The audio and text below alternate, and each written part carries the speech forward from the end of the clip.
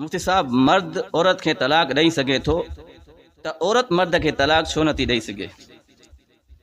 अर्रिजालु क़व्वामून Alan निसा, मर्द के बादशाही सल्तनत मिलियल आहे, औरत खे न मिलियल आहे। औरत उनजे मातहत थी रहंदी। तलाक जो हक़ जेकॾहिं औरत वटि हुजे हा, हिकु त शरीयत में अल्लाह साईं उनखे ॾिनो न आहे।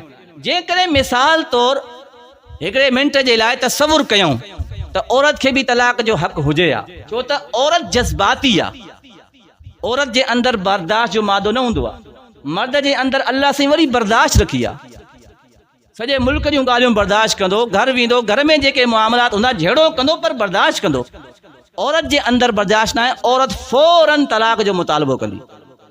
जेकॾहिं तलाक जो इख्तियार हुजे सा, थोरी घणी ॻाल्हि ते औरत मर्द खे तलाक ॾेई छॾे।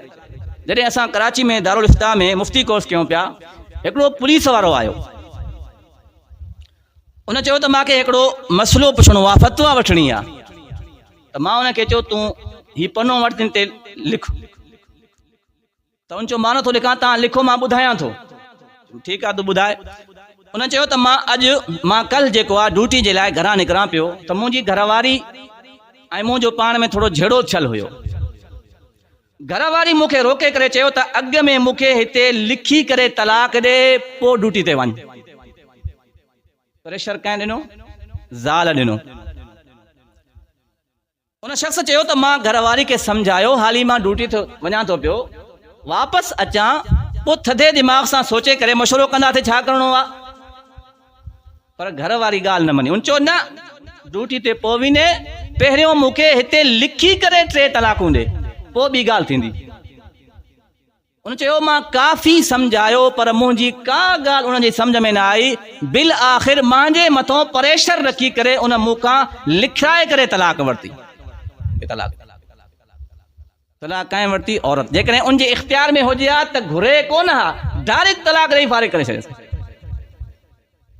मर्द झेड़ो मर्द बि कयो आहे, औरत बि कयो आहे। मर्द जे अंदरि बर्दाश्त आहे त मां ड्यूटी ते वञा, वापसि अचां, सोचे सम्झे मसइलो हल कंदासीं।